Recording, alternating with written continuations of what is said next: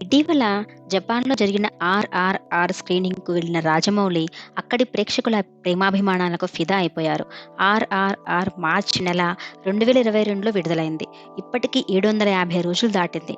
జపాన్‌లో అక్టోబర్ 21, 2022లో విడుదలై 532 రోజులుగా థియేటర్‌లో ఆడుతూనే ఉంది. తాజాగా ఆ చిత్రాన్ని అక్కడి ప్రేక్షకులతో వీక్షించడానికి రాజమౌళి, రమ జపాన్ వెళ్లారు. అక్కడి ప్రేక్షకుల అభిమానం చూసి పరవశించిపోయారు రాజమౌళి. వారి అభిమానాన్ని ప్రశంసిస్తూ ఎక్స్‌లో ఎమోషనల్ పోస్ట్ పెట్టారు. జపాన్ వాసులు 'ఆర్ఆర్ఆర్' చిత్రాన్ని ఎంతగానో ఆదరిస్తున్నారు.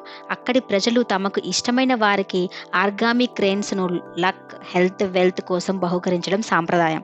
ఈ చిత్రాన్ని వీక్షించిన 83 ఏళ్ల వృద్ధురాలు 'ఆర్ఆర్ఆర్' తనను ఎంతో మెప్పించిందని, 1000 ఆర్గామి క్రేన్స్‌ను నాకు ఆప్యాయంగా ఇచ్చారు. అందుకోసం థియేటర్ బయట చలిగాలిలో ఆమె కొన్ని గంటలు ఎదురుచూశారు.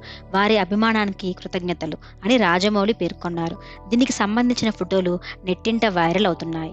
అంతేకాదు 'ఆర్ఆర్ఆర్ 2' అప్డేట్ కూడా ఇచ్చారు జక్కన్న.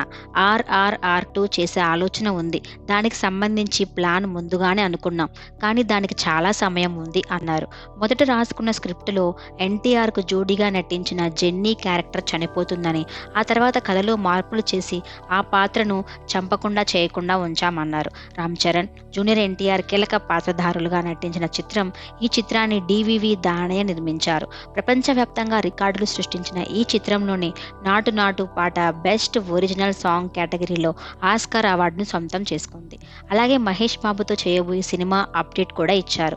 త్వరలోనే చిత్రీకరణ ప్రారంభిస్తామని, విడుదల సమయంలో హీరో మహేష్ బాబుని జపాన్ తీసుకొచ్చి అందరికీ పరిచయం చేస్తానని చెప్పారు.